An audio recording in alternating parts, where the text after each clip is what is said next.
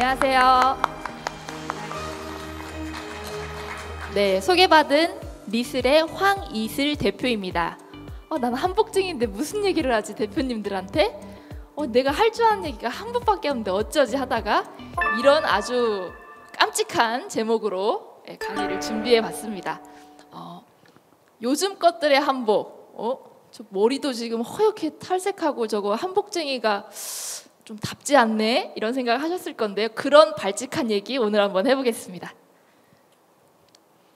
저는 17년이 됐습니다. 올해 나이 37이고요. 역순으로 계산하면 20살에 창업을 한 거예요. 창업해서 지금까지 쭉 한복을 만드는 일을 하고 있는데 제가 이렇게 밖에 딱 나서면 많이들 이렇게 말씀하십니다. 머리가 지긋하신 장인이 나올 줄 알았더니 머리가 허옇게 염색이 된 새파란 젊은 아이가 나왔다. 정체가 뭐냐? 이러고 다니거든요.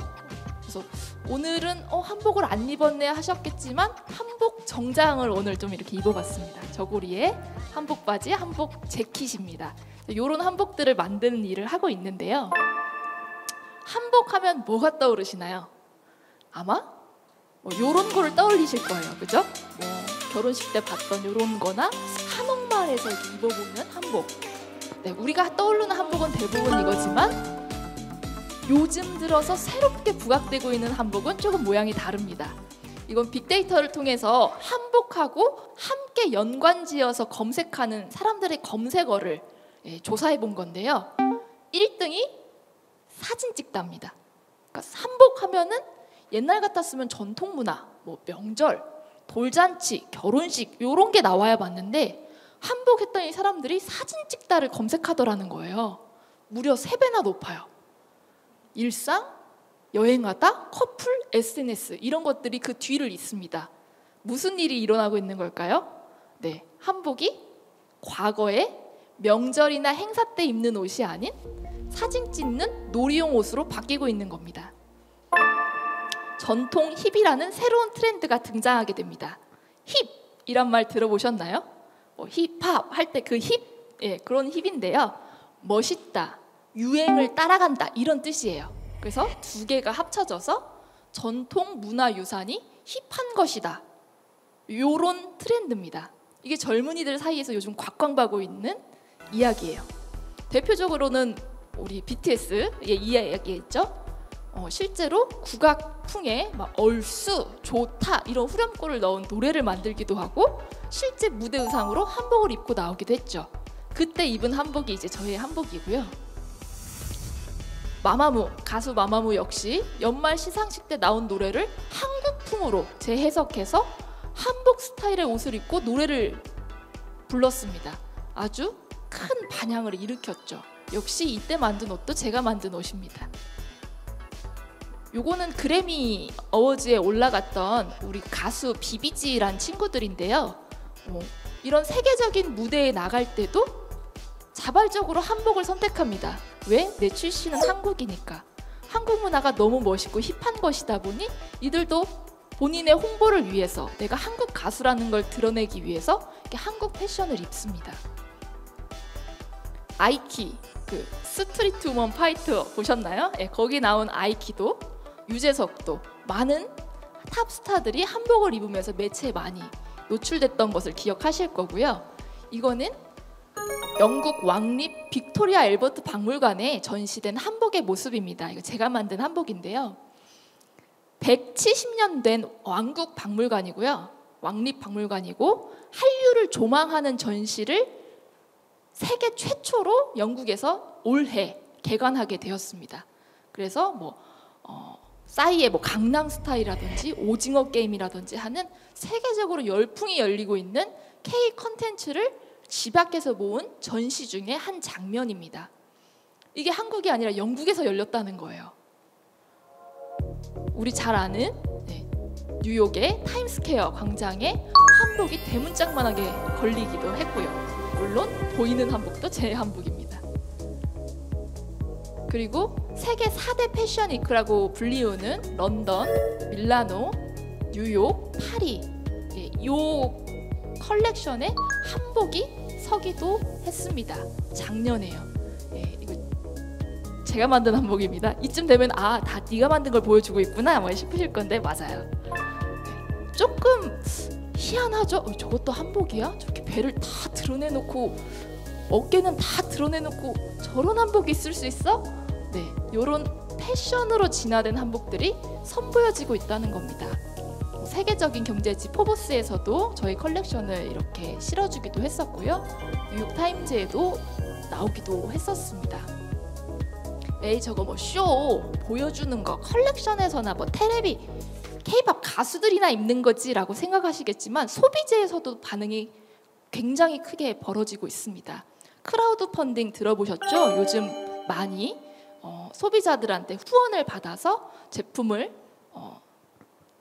보내주거나 런칭을 하는 서비스인데요. 거기서도 지금까지 22억 정도를 누적 저희가 매출을 달성할 정도로 큰 사랑을 받고 있습니다. 그러니까 한복 누가 입어 누가 사 이게 아니라요. 젊은 친구들이 10만 원, 20만 원 되는 한복을 막 수천 명이 주문한다는 거예요. 실제 이랜드랑 저희가 콜라보해서 만든 한복 잠옷까지 탄생하게 되었습니다. 이런 내용을 담은 이제 제 책이고요.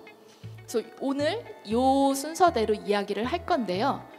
창업을 제가 하게 된 계기를 첫 번째 오늘 말씀드릴 거고, 두 번째는 한복을 재정의하게 된 제가 창업하면서 느낀 고민점들, 그리고 요즘 새롭게 바뀌어가고 있는 한복의 틀깨기에 대해서 얘기해 보려고 합니다. 앞에 이렇게 뭐 K-팝 스타가 입었다, 뭐 세계적인 곳에 노출이 됐다, 대세라면서 주변에서 한복 입는 사람 한 번 못 봤는데? 이런 생각 드시죠? 예, 사실 그게 현실입니다. 아무리 뭐 제가 뭐 많이 만들었고요, 많이 팔아봤고요, 입혔고요, 대중화를 했고요 얘기를 해도 사실 아직 시장이 작은 것이 현실입니다. 한복 시장은 우리나라에서 1조 3천억 정도라고 추산한다고 하는데요. 전체 패션 시장에 비교하면 약 2%밖에 안 됩니다. 이것도 한복 원단 시장까지 포함이지 이걸 빼내고 나면 1%가 안 되는 시장이에요. 아주 작죠. 그러니까 길거리 가다가 한복 입은 사람을 마주치는 확률은 거의 없죠. 아직까지 그렇게 대중적인 옷은 아닌 게 사실입니다. 그럼 어쩌다가 그렇게 유망한 카테고리도 아니고 젊은 친구가 한복을 하게 됐나 궁금하실 것 같아 창업기 얘기를 잠깐 해보려고 합니다. 저는 20살에 이제 창업을 했고요. 저는 산림자원학과를 나왔습니다. 그래서 이렇게 근본 없는 한복을 만들 수 있게 된 걸지도 모르겠습니다. 제가 정말 전공을 했더라면 정석대로 만드느라고 아마 전통 한복을 그대로 만들지 않았을까 싶은데 좀 안 배워서 그런지 제가 만들고 싶은 대로 만들다 보니 이런 새로운 한복들이 나왔어요. 제가 창업을 시작했던 건 그냥 순수한 저의 취미생활 때문이었습니다. 저는 만화 보는 걸 굉장히 좋아했는데요. 이 만화가 아주 제가 학생 당시 유행했던 궁이라는 만화입니다. 너무 유행해서 드라마로도 나오고 뮤지컬로도 나왔어요. 주지훈, 윤은혜가 주인공이었죠. 이 만화 속의 이 여주인공이 항상 한복을 입고 나옵니다. 왜냐하면 왕실에 시집간 왕세자비거든요. 그래서 뭐 연회 때는 긴 스타일의 한복을 입고 나오고 저고리는 없이 튜브탑 형태로 한복을 막 섹시하게 입고 나오기도 하고, 평상시에 막 궁을 막 돌아다닐 때는 미니스커트 한복 같은 걸 입고 막 돌아다녀요. 막 반팔 저고리 입고 돌아다니고 배꼽티 한복을 입고 막 다닙니다. 어머, 어떻게 이런 한복이 있을 수 있지? 제가 그 한복에 뿅 반했어요. 그래서 그 한복을 입고 학교 축제 때, 전북대 축제 때 제가 똑같이 따라하는 코스프레라는 걸 하게 됩니다. 너무 이 한복을 입고 싶었던 나머지 기회가 왔을 때 제가 이렇게 따라 입은 거죠. 이때 참 주변 반응이 어땠을까요? 생각보다 좋았어요. 저는 좀 창피하기도 하고 이거 만들긴 만들었는데 입긴 입었는데 이런 생각이 들었는데 생각보다 뜨거웠어요. 야, 이거 네가 만든 거냐? 야, 너 진짜 손재주 좋다. 어떻게 이런 생각을 했어? 나 이런 한복 처음 봐. 친구들이 엄청 칭찬을 해주는 거예요. 아, 한복은 엄청 기분 좋은 옷이구나. 예쁜 옷을 입으면 행복해지는 거구나. 제가 그때부터 한복에 조금씩 스며들어 갔습니다. 사람들이 예쁘다 예쁘다 하니까 또 하고 싶잖아요. 그래서 한 개를 만들고 두 개를 만든 게 어느덧 온라인 창업까지 간 겁니다. 막 제가 대단한 막 사무실을 열고 뭐 매장을 만들고 요게 아니고요. 하나 만든 걸 사진 찍어서 인터넷에 올리고 하나 찍어서 인터넷에 올리고 한 게 시작이었어요. 그게 출발이었어요. 정말 그냥 단순히 내가 입고 싶었던 옷 만들어서 올리고 이게 전부였습니다. 이게 그때 당시 이제 한 4년 차쯤 됐을 때 가게 이름인데요. 그때는 이름이 손짱이었어요. 손재주가 짱 좋다 해가지고 손짱이었습니다. 여기 옆에 있는 이불방이라고 하는 곳은 저희 아버지 가게였는데요. 내가 월세 낼 돈도 없으니까 아빠 가게 한편에다가 내 거 마네킹 몇 개 좀 갖다 놓게 좀 해달라 해가지고 이렇게 좀 차렸다가 제가 조금 번성하니까 옆을 먹어가지고 아빠 가게를 거의 다 제가 이렇게 먹어버린 뭐 그런 상태입니다. 그래서 학업을 병행하면서 산림 잔학과 다니면서 요거를 한 거예요. 근데 참 녹록치 않았습니다. 좋아서는 시작했는데 이걸 판다는 거는 좀 다른 영역의 문제였어요. 나는 너무 좋아하는데 사람들은 안 좋아하는 거예요. 그 누가 입냐고 그러는 거예요. 언제 입냐는 거예요. 비싸다는 거예요. 입을 일이 없다는 거예요. 아, 참 한복이 그렇구나. 우리나라 옷이고 멋있다고 하는데 정작 입으라면 안 입는 거예요. 너무 속상하더라고요. 그래서 제가 좋아하는 이 한복을 오랫동안 만들려면 어떻게든 살아남아야겠다. 이게 제 머릿속에 있는 유일한 질문이었습니다. 살아남아야겠다. 사람들이 그러면 어떻게 해야 한복을 좋아하게 할까? 그로부터 이제 시작했던 첫 번째 프로젝트가 이겁니다. 한복 입기 100번 프로젝트인데요. 그냥 지가 한복을 100번 생활 속에서 입고 사진 찍어서 블로그 같은 데 올리는 프로젝트를 시작했어요. 내가 이거 100번 올려야지 이렇게 마음먹은 거죠. 100번쯤 입으면 주변에서 좀 알아도 볼 거고 좀 블로그 같은 게 좀 퍼지고 해가지고 좀 유명해지지 않을까 뭐 이런 마음으로 이제 한 거였는데요. 뭐 열심히 입어봤어요. 나름 뭐 전통 한복도 입고 생활 한복도 입고 입었는데 한 20몇 번 입고 실패했습니다. 못 입겠더라고요. 이래서 안 입었구나. 이게 막 밟히고 밥 먹을 때마다 여기 밑에 다 묻고 막 다니다 보면 고름이 풀려 있고 빨려고 내놨더니 그걸 어떻게 빨아? 드라이 클리닝 맡겨야지. 혼나고 진짜 이게 어려운 옷이구나. 이렇게 어려우니까 못 입지. 이런 생각을 경험을 통해서 알게 됩니다. 머릿속으로는 한복 뭐가 불편해? 했는데 입어보니까 그렇구나. 이제 했던 거죠. 제가 한복을 입고 다닐 때마다 들었던 얘기들입니다. 웃음은 나지만 공감은 되시죠? 제가 진짜 이런 여자아이가 한복을 입고 딱 걸어갔다 생각해 보세요. 이런 말 안 들었겠어요? 엄청 들었죠. 그래서 직업을 바꿀 뻔했잖아요. 네? 저러고 나서 깨달은 거예요. 5가지를. 그래서 보통 많이들 생각하시는 게 이 디자인을 바꿔야 된다, 소재를 바꿔야 된다, 생산 방식을 좀 더 저렴하게 혹은 대중화할 수 있는 방법으로 만들어야 된다까지는 많이 떠올리셨을 거예요. 그런데 제가 입어보면서 경험해본 한복에서 제일 중요한 포인트는 이 2가지였어요. 이미지와 형식과 관례를 깨는 일이요. 이게 왜 중요하냐면요. 이 이미지, 한복을 입었을 때 이럴 것이다 라고 생각되는 그 떠오르는 이미지 있잖아요. 제가 아무 설명도 안 했는데 한복 입고 섰다는 이유 하나만으로 무속인이세요? 국악인이세요? 뭐 한옥마을에 놀러 왔어요? 사진 찍으세요? 뭐 하시는 거예요? 촬영 있어요? 이렇게 물어보는 것 자체가 한복은 이럴 것이다 라는 이미지가 박혀있기 때문이라고 생각했어요. 그걸 바꿔야겠다. 왜 한복을 입으면 멋있다, 힙하다, 패셔너블하다 이런 얘기는 안 나오는 걸까? 고정관념 때문이다라는 생각이 들었어요. 그리고 이 형식과 관례, 제가 입고 다닐 때마다 엄청 혼났다 했잖아요. 아니 고름을 풀고 다니면 어떡해, 이걸 왼쪽으로 묶고 다니면 어떡해, 이런 얘기들을 들을 때마다 한복 입기가 좀 두려워지더라고요. 내가 어떤 옷을 입을 때마다 이걸 입으려면 어떤 방식에 의해서 입어야 된다라고 정해져 있다면 입기가 좀 부담스럽겠죠. 혹시나 내가 틀리진 않았을까, 잘못 입은 거 아니야, 지적당하는 거 아니야, 이런 생각 들면 당연히 자연스럽게 좀 멀어지는 옷이 되겠죠. 한복이 그런 옷이었어요. 잘못 입으면 지적당하고, 잘못 입으면 혼나고, 잘못 입으면 아주 그냥 문제로 논란이 되는 그런 옷이었던 거죠. 이런 거 다 없애야 된다. 이런 게 있으니까 한복을 위축되고 못 입게 되지, 이런 생각이 들어서 이렇게 됩니다.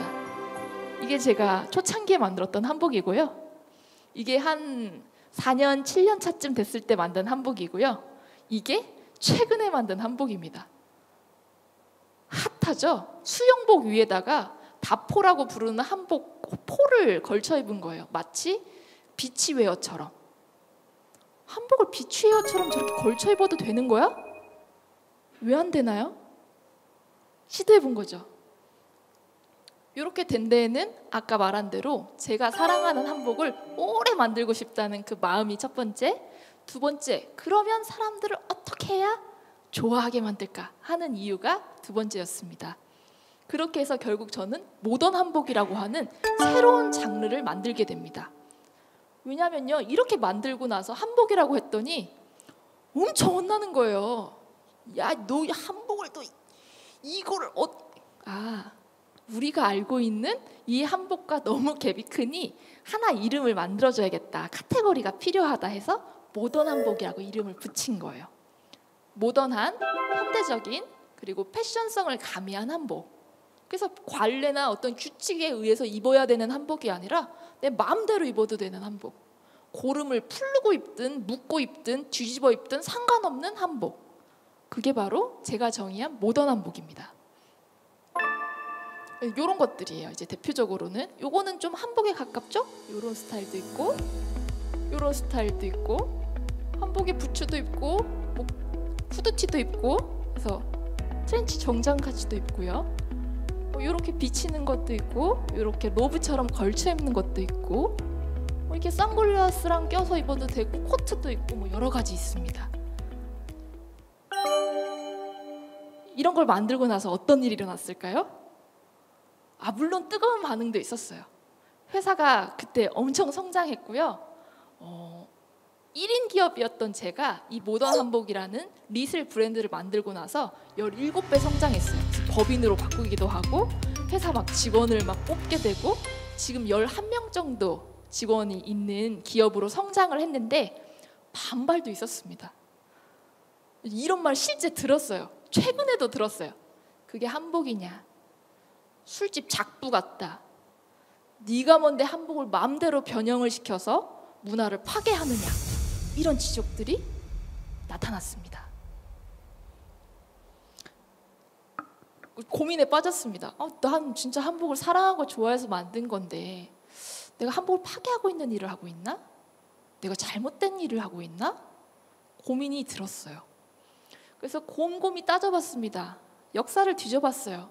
한복은 그동안 어떤 모습이었지? 한복하면 우리가 이 모습을 떠올리죠. 이게 대표적인 한복의 이미지와 형상입니다. 전통적인 한복도 이랬을까요? 그렇지 않습니다. 원래 한복은요, 이런 모양이었어요. 끈도 없고요, 주름도 없고요. 주름이 있다 한들 아주 미세하게 잡아서 입고 나면은 그냥 이렇게 평평하게 일자로 떨어지는 실루엣의 그런 한복이었습니다. 그러다가 개화기가 돼서 1910년도에 선교사들이 한국에 들어와서 여학생들이 너무 한복 치마를 쫄라매고 있는 걸 보니까 너무 몸을 움츠리고 있고 활동성이 떨어지는 걸 보고 이 조끼 허리라고 하는 어깨 끈을 달아줍니다. 우리가 지금 보고 있는 한복이 지금 요 모양이죠. 근데 이게 전통적으로 있었던 거냐? 그게 아니라 1910년도에 만들어진 거예요. 선교사가 들어와서 만들어준 거예요.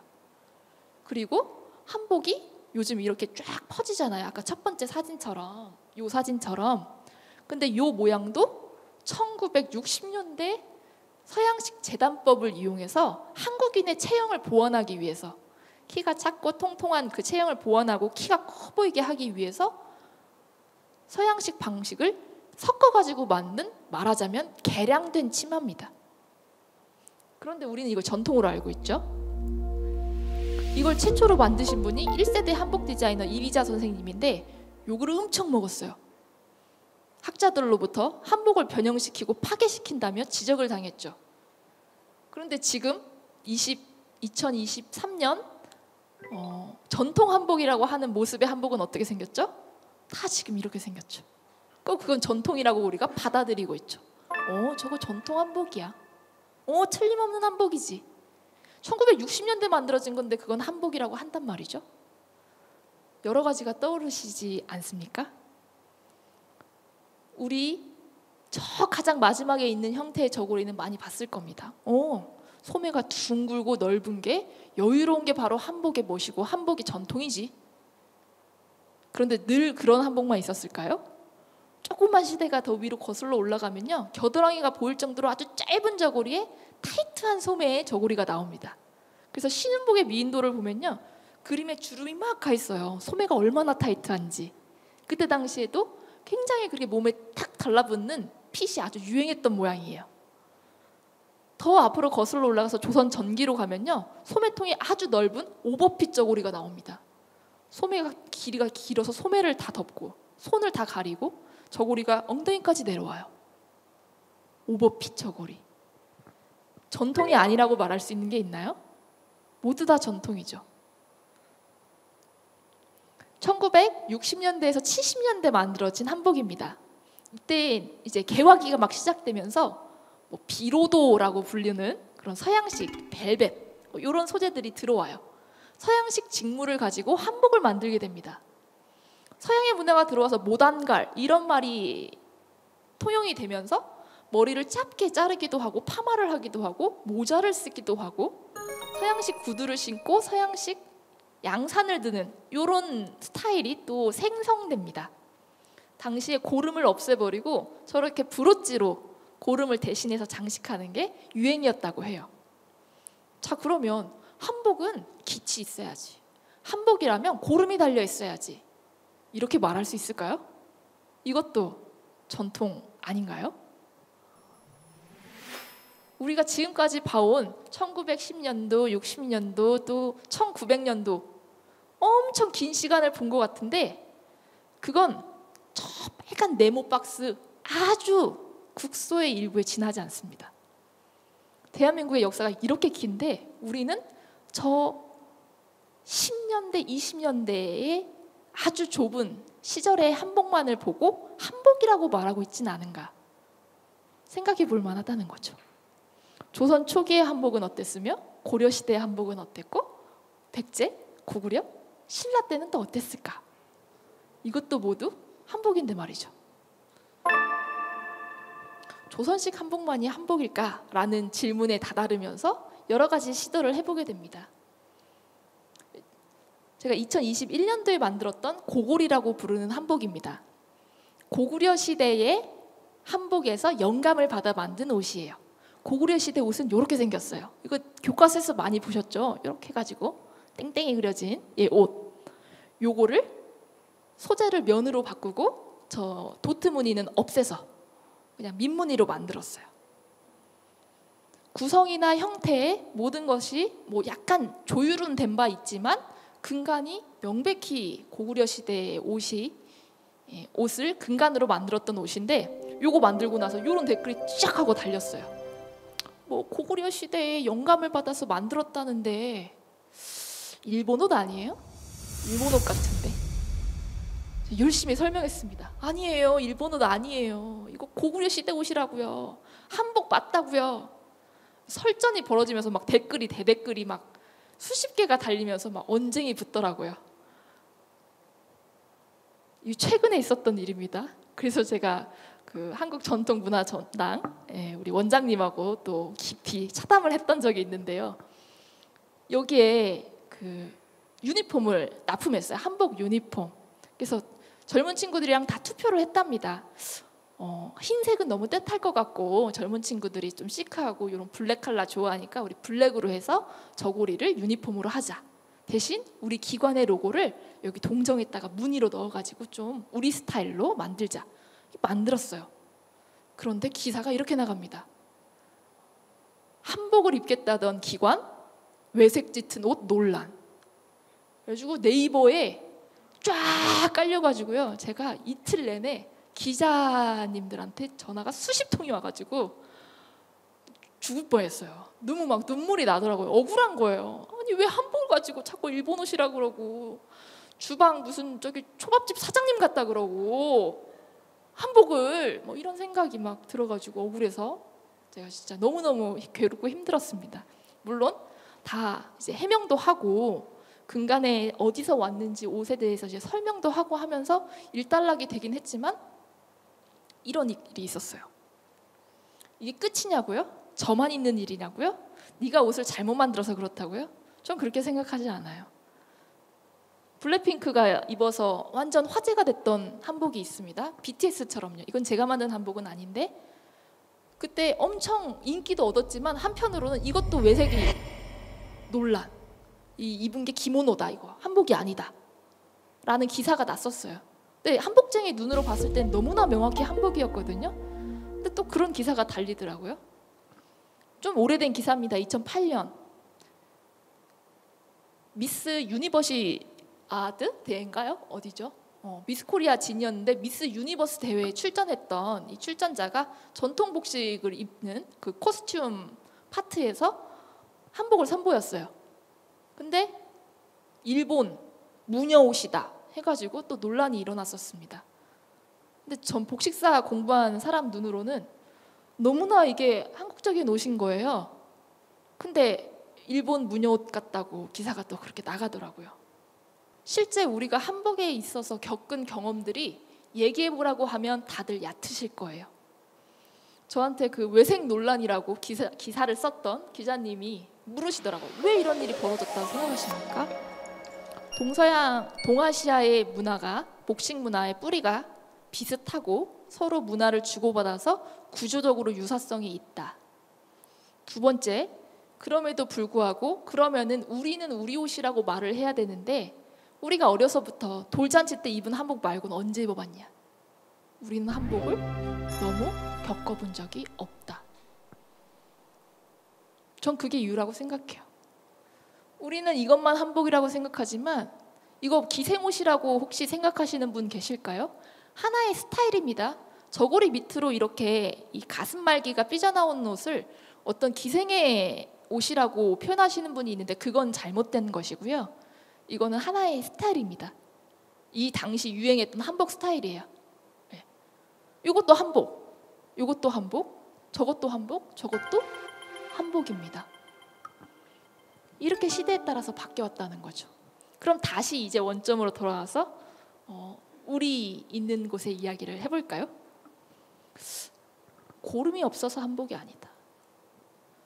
여기 소매가 둥그렇게 곡선이 있어야 되는데 그게 없으면 안 된다. 속살이 비치면 이거 한복이 아니지 않나? 한복은 모름지기 이래야 되는데 라는 수많은 질문과 지적 혹시 해보신 적 없으실까요? 지금 한복이 받고 있는 질문들이 바로 이런 질문들입니다. 저는 그래서 좀 발칙하지만 이렇게 말합니다. 한복이 왜 꼭 단아해야 돼? 우리가 옷을 입는데 스타일이 정말 여러 가지가 있죠. 어떤 사람은 점잖은 풍을 좋아하고 어떤 사람은 좀 스포티한 거 좋아하고 어떤 사람은 화려한 거 좋아하고 다 스타일이 여러 가지가 있는데 왜 꼭 한복은 단아함이라는 하나의 스타일만 만들어내야 할까? 한복도 섹시할 수 있고 한복도 스포티할 수 있고 한복도 화려한 드레스같이 될 수도 있고 될 수 있는 게 아닐까? 그래서 제가 주장하는 한복 21세기형 한복은 이런 모습이어야 된다라고 생각했습니다. 그래서 이렇게 나온 거예요. 짧고 비치고 뭐 몸에 달라붙기도 하고 한복 바지를 데님으로 찢어가지고 만든 거예요. 청바지처럼요. 한복 치마 스커트를 아주 짧게 만들고 그 위에 노방이라고 하는 한복 소재를 가지고 비치는 재킷을 만들었어요. 이건 한복 배자라고 부르는 조끼를 메쉬 소재로 만든 겁니다. 요거는 다포라고 부르는 한복의 긴 포의 한 일종을 로브처럼 걸친 거예요. 요거는 한복 데님 바지를 짧게 찢어가지고 반바지처럼 만들고 요 가슴 이 조리개처럼 만든 겁니다. 자수를 넣어서. 이게 21세기형 한복의 모습이어야 하지 않을까요? 그럼 이렇게 얘기하세요. 야, 이름 네 맘대로 만들고 한복이라고 갖다 붙이면 다 한복이냐? 그러실 수도 있죠. 그런데 저는 한복을 이렇게 구분해서 보고 있어요. 요즘 것들의 한복은 참 다양합니다. 생활한복, 개량한복, 퓨전한복, 뭐 이름도 참 다양한데 저는 모던 한복이라고 부르고 있어요. 그리고 그 모던 한복을 소재를 서양 걸 쓰기도 하고 때로는 서양식으로 막 짧고 막 그런 다양한 변주를 막 일으켜요. 그럼 길이가 짧아졌다고 해서 얘는 한복이 아닐까요? 투명하게 시스루 소재를 썼다고 해서 얘는 한복이 아닐까요? 그것도 한복이죠. 요즘 한복. 현대 건축, 현대 미술, 현대 음악, 현대 한복. 그래서 저는 그런 현대 한복을 만들어가고 있어요. 제가 생각하는 한복을 넓히는 방법이 뭐가 있을까? 이제 2단계로 넘어옵니다. 아까까지는 이제 창업을 막 했고 막 고민이 많았고 이런 걸 만들어야겠다 하고 스스로 한복을 정의하는 그 단계를 거쳐 이제는 어떻게 하면 더 한복을 더 많은 사람들이 입게 만들지? 이 지경까지 이제 나아갔어요. 제가 생각한 방법은 콜라보입니다. 컬래버레이션. 너무 멋있죠? 한복과 이 세상에 있는 오만 걸 다 엮는 거예요. 방송이랑도 엮을 수 있고요. 강의랑도 엮을 수 있고요. 여행이랑도 엮을 수 있고요. 카메라랑도 엮을 수 있고요. 인스타그램이랑도 엮을 수 있고요. 다 엮는 거예요. 이런 식으로요. 잠옷과 엮으면 한복 잠옷. 이게 이제 이랜드랑 만들었던 한복 잠옷. 핸드폰이랑 엮으면 한복 스타일, 한복 액세서리, 한복 가방. 이거 삼성이랑 했던 콜라보 사례입니다. 진로 화이트랑도 콜라보를 했어요. 술이랑 엮으면요 굉장히 핫해졌죠. 갑자기 막 젊은 막 여성 친구들이 막 예쁜 펍 같은 데서 막 축하주를 마실 것 같은 그런 이미지가 됐죠. 한복이. 게임이랑도 엮어봤어요. 오디션이라고 하는 게임이 있습니다. 이렇게 춤추는 게임이에요. K-팝 댄스 추는. 그래서 그 아바타한테 한복을 입히면 되겠네. 그래가지고 게임 아바타한테 저희 한복들을 입혔어요. 그래서 다달이 그 IP 수익이 들어옵니다. 저희는 아위질 하지 않고 원단 없이 제조하지 않았지만 수익이 들어옵니다. 이게 지금 이 시대의 한복이죠. 한복하면 너무나 전통적이고 제조를 기반으로 해서 원단이 많이 있어야 많은 매출이 나오고 이걸 만드는 사람이 많아야 매출이 많이 나오는데 만들어 놓고 팔면 팔리는 이런 가상의 물질로도 한복이 진화할 수 있다는 거예요.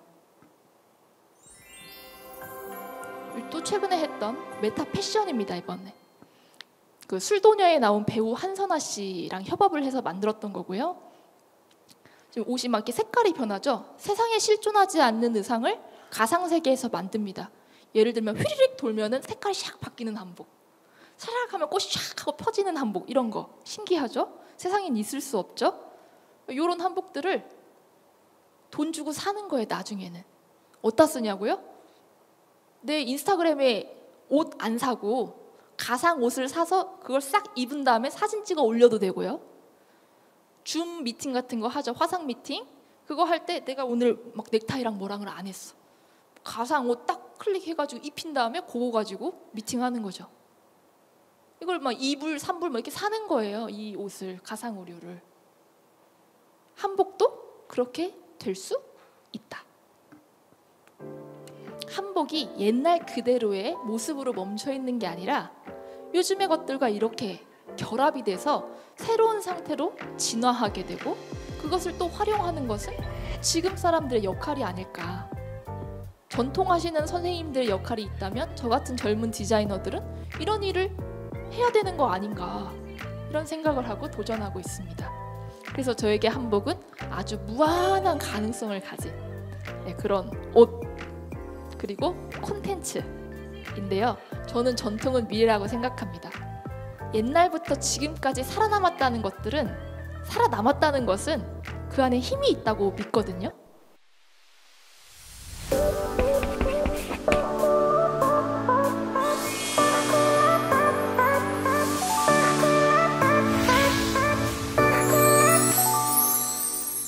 사실 제가 뒷부분에 항상 집어넣는 얘기가 세계화 이야기거든요.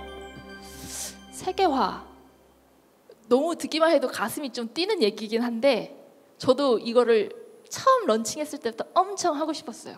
한복을 세계화한다. 벌써 막 말만 들어도 막 벅차잖아요. 이거 어떻게 할까 고민하다가 제가 처음 방법을 찾았던 게 이커머스였습니다.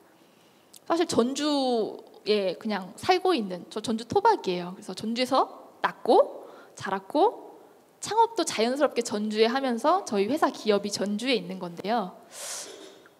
이 전주에 난 있고 당시만 해도 해외를 한 번도 안 나가봤던 사람이에요.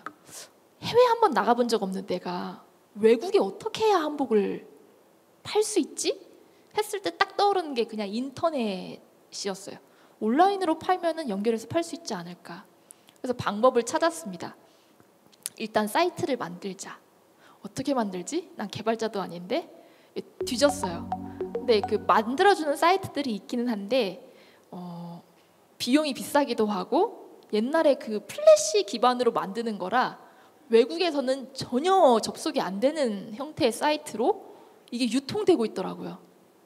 그래서 진짜 발품을 팔아서 그 외국에서 판매하는 플랫폼, 이커머스 플랫폼을 제가 영어 막 번역을 해가면서, 번역기로요, 번역을 해가면서 그 사이트를 알아내서 6개월 걸려서 사이트를 혼자 만듭니다. 왜냐하면 돈이 그 당시 없었으니까요. 제가 1년부터 8년 차까지 1인 기업이었거든요. 두 번째 난관, 만들긴 만들었는데 결제가 안 되잖아요. 외국인한테 돈을 받아야 되는데. 그래가지고 방법을 찾은 게 페이팔이라고 하는 거였습니다. 지금은 페이팔 너무 유명해졌죠. 페이팔 마피아도 존재하고 뭐 피터 틸이라고 하는 또 세계적인 거부도 나타나고 이랬는데 제가 2011년도에 페이팔을 장착한 최초의 한복쟁입니다.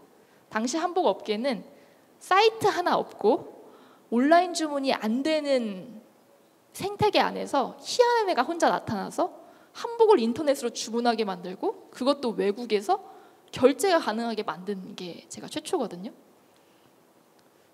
그래서 그 페이팔을 만들고 나서 세 번째 걸린 이제 난관이 배송이에요. 전주에서 이제 외국으로 보내야 되는데 어떻게 보내지? 우체국을 찾아갑니다. 동전주 우체국. 해가지고 저 이러이러한 사람인데요. 이거 외국에 보내려면 어떻게 해요? 했던 EMS를 가르쳐줘요. 근데 EMS가 비싸요. 인터넷 카페에 들어가서 창업자 그 정보 공유하는 카페에다가 물어보니 그것보다 더 낮게 보내는 K-패킷이라고 하는 어떤 서비스가 있다는 거예요. 우체국에 가서 이런 게 있다는데요. 이건 뭐예요? 그랬더니 그런 게 있어요 하면서 규정집을 뒤져요. 2011년도까지만 해도 전주에서 K-패킷을 가지고 해외에 물건을 보내는 업체가 한 군데도 없었던 거예요. 그렇게 해서 이제 한복을 이제 막 보내기 시작합니다. 6개월이 걸리고 페이팔을 장착하고 우체국을 뚫고 해가지고 지금 계약 시스템을 만들어놨잖아요. 그랜드 오픈 거의 8개월, 10개월 걸렸나 봐요. 이거 딱 만들고 났을 때 친구들 반응이 어땠냐면 저는 너무 벅차가지고 야 이제 한복의 세계화의 길이 열린다. 내가 이거 다 만들어놨으니까 이제 막 주문하면 막 들어오는 거야. 막 친구들이 야 외국 사람이 그걸 왜 사? 중국인이 한복을 사겠어? 일본 사람이 한복 살 것 같아? 아무도 안 살걸? 기를 팍 꺾는 거예요. 야 내가 시장 조사를 해봤는데 아무도 파는 사람이 없더라니까? 이거 완전 블루 오션이야. 그랬더니 야 아무도 안 하는 데는 이유가 있어. 넌 그걸 몰라서 그래. 제가 그 말을 듣고 안 했더라면 지금 이 자리에 있지 않았을 겁니다. 근데 했어요. 저는 말썽쟁이니까요. 그래서 그 말을 듣고도 했습니다. 첫 달 만에 구두하고 옷 한 벌이 팔렸어요. 한복 꽃신이라. 제가 그걸 겪으면서 참 희한한 일들을 많이 겪습니다. 어떤 학생은 애기 꽃신을 다 큰 성인이 사요. 25,000원을 주고, 야 너 이거 왜 사냐, 이거 신지도 못하고 케이크 데코레이션용이래요. 희한하죠? 그러니까 한국에서는 어떤 특정 그 쓰임을 가지고 있는 물건이 외국으로 넘어가면 자기네들이 쓰고 싶은 대로 쓰는 거예요. 파티 문화가 번성해 있기 때문에 얘는 예쁘게 이런 거 만들어 놓고 그 위에다가 딱 뭔가 모티브를 얹어가지고 장식하는 문화가 있거든요. 거기에 꽃을 딱 얹는 거예요. 누가 막 놀이개를 사요. 막 싱가포르 막 이런 데서 그냥 놀이개를 사요. 한복에 원래는 걸치는 거잖아요. 왜 사지? 싶어가지고 전 궁금하면 물어봅니다. 얘 너 잘못 산 거 아니니? 놀이개는 왜 샀니? 커튼에 걸어 놓을 거야. 커튼 술로. 이런 일들이 막 벌어져요. 희한하죠? 그래서 참 외국 그런 친구들하고 그런 걸 겪으면서 야, 해외로 이런 우리의 전통 문화가 나간다는 게 되게 특이하고 희한한 일이다라는 생각이 들었습니다. 넷플릭스의 킹덤이 유행하면서 이 갓이 엄청 아마존에서 팔렸다는 얘기 있죠? 해외로 갓 판 최초의 사람은 저예요. 제가 팔았어요, 먼저. 근데 이걸 한 번 보내는데 얘는 부피가 커서 5만 원씩 나가는 거예요, 배송비가. 그럼에도 불구하고 이거를 미국에서 주문했던 한 사람이 있습니다. 얘, 너는 이걸 왜 사니? 그랬더니 자기는 모자를 모으는 취미가 있는 매니아인데 중절모도 좋아하고 캡도 좋아하는데 이 한국에 되게 아주 이 희한한 모자가 흰 셔츠 위에 입고 다니면 너무 멋있을 것 같아서 산대요. 그래서 그냥 정말 흰 셔츠 청바지 입고 이거 쓰고 다닌다고 샀던 외국인이 있었을 정도입니다. 그러면서 저희 해외 이 시장에 대한 진출의 꿈이 점점 퍼져나가는데요.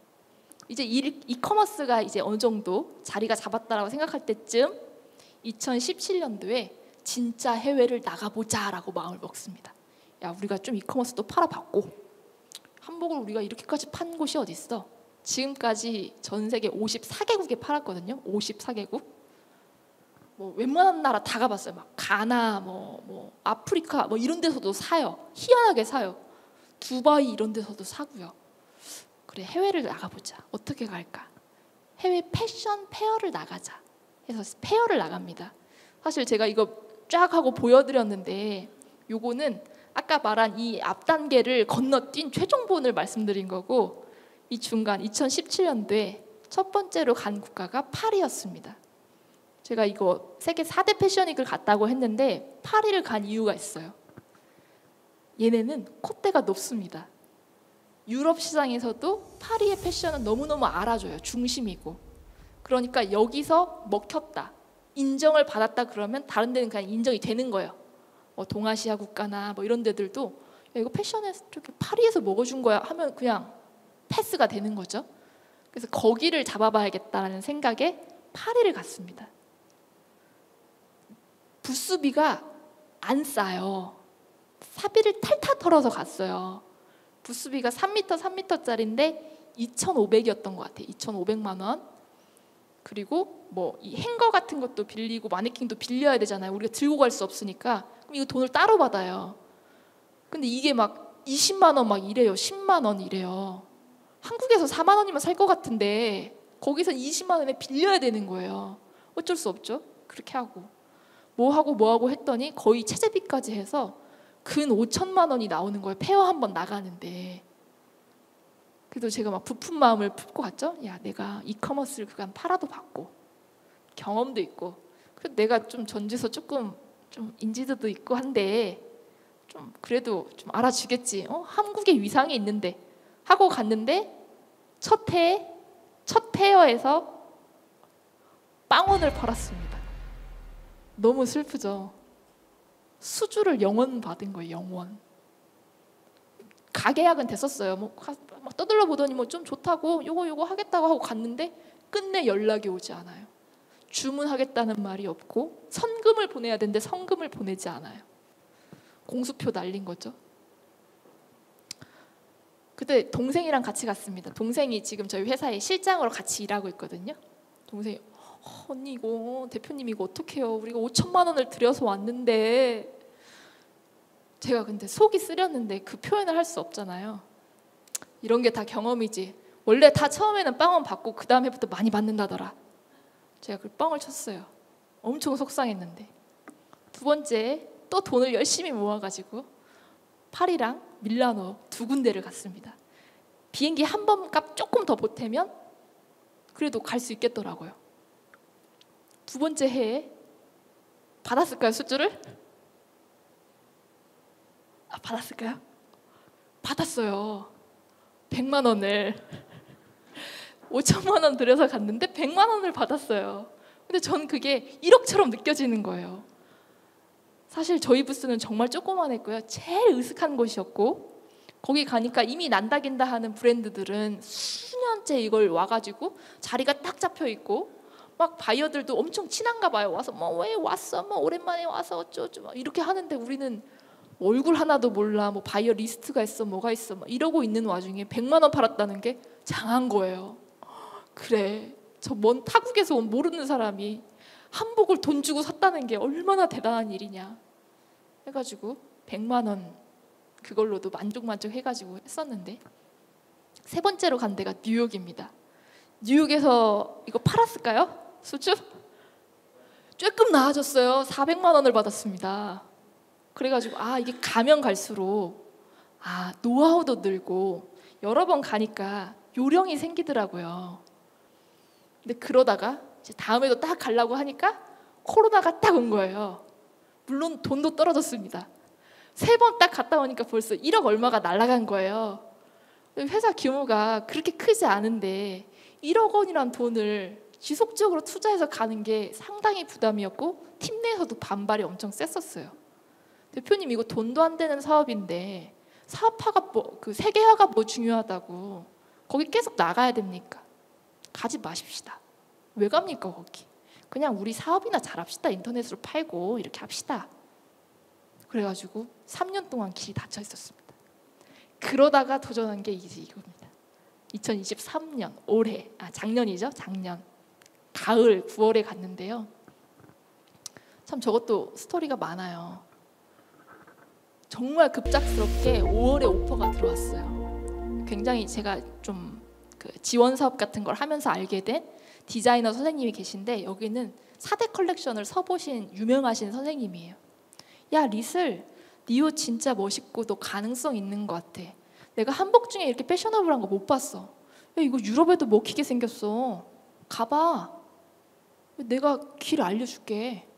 어떻게 가면 되는지 알려줄게. 너도 컬렉션 나 이번에 밀라노 나 이번에도 갈 건데 너도 가자.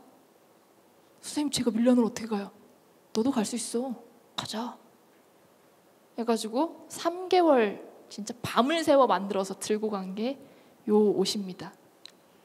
제가 1억 5천을 투자해가지고 지난 몇 년간 페어를 갔을 때가 뭐 빵원, 100만 원, 400만 원 이렇게 했었잖아요. 이건 쇼여서 페어하고는 조금 달라요. 얘는 여기서 수주를 받는 건 아닙니다. 페어는 현장에서 부스를 마련해 놓고 바이어를 만나서 수주를 받는 거고 얘는 디자이너 창의성을 보여주면서 이런 브랜드가 있다라고 인지도 알리는 이런 행사예요. 쇼는 달라요. 그랬던 쇼에서 제가 얼마나 그 울분이 많이 쌓여 있어요. 내가 진짜 500만 원 겨우 팔고 유럽에다가 그 깃발을 꽂겠다라는 이 꿈을 내가 이루지 못하고 접었던 그 슬픔이 있는데 이거 잘할 수 있을까? 사람들이 뭐라고 할까? 한국에서 온 조그만한 디자인을 저 디자인 보고 뭐라고 할까? 창피나 안 당하면 다행일 텐데 큰일 났네 이거. 세계적인 이목이 다 쏠리는 데인데 이거 창피한 거 보여주면 큰일인데 어떡하지? 했는데 거기에 포브스 기자님도 오셨었고요.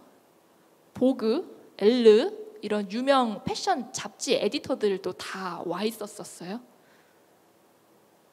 실린 거죠, 그대로. 그분들이 이렇게 말했어요. 리슬의 패션주를 어떻게 보셨습니까? 라고 했더니 한 이 프리랜서 에디터는 굉장히 상업적이면서 이대로 해도 유럽에서 팔릴 것 같아요 라고 대답을 했고, 한 유럽의 또 스타일리스트는 이거 지금 당장 저한테 주시면 제가 갖고 싶을 정도로 예쁩니다 라고 얘기했고, OFN이라고 하는 유럽 패션 매거진 만드시는 회사의 그 대표님은 야, 니네 옷은 딱 두 글자로 정의할 수 있을 것 같아. Young and Tradition. 젊은 전통이야 라고 한마디를 남겼어요. 거기서 그 앞 연도에서 쌓였던 이 슬픔이 싹 사라지는 것 같더라고요. 그래서 사실 뭐 이걸 엄청 그럼 해외에다 팔았냐? 그건 아니지만 조금씩 그렇게 변화하고 바뀌어가는 것을 느껴요. 그리고 그건 저의 좀 최종 보스 꿈이에요. 그래서 많은 분들이 이렇게 여쭤보십니다. 야, 너 그럼 꿈이 뭐냐? 최종 목표가 뭐야? 뭐 하고 싶은데? 그러면 이렇게 말합니다. 대외적인 목표는 한복을 하나의 패션 장르로 전 세계에 알리는 것이라고 표현을 하고요. 제 식으로 표현하면 한복으로 우주 정복하는 거라고 말해요. 나는 눈이 보이는 곳에다가 다 한복이라는 깃발을 꽂을 거야. 한국에다가도 꽂고, 서울에다가도 꽂고, 밀라노에다가도 꽂고, 뉴욕에다가도 꽂고, 어디 가서도 한복이 보이게 만들 거야. 이게 제 꿈입니다. 그래서 저기 화성에다가도 꽂고, 그래서 한복으로 우주 정복하는 꿈을 꾸고 있는데, 우리 대표님들의 꿈은 어떠신지 모르겠습니다. 앞으로 한복이 눈에 딱 띄면 아, 제가 또 깃발 꽂았구나, 열심히 하고 있구나, 또 발전했구나 하면서 많이 응원 부탁드리겠습니다. 감사합니다.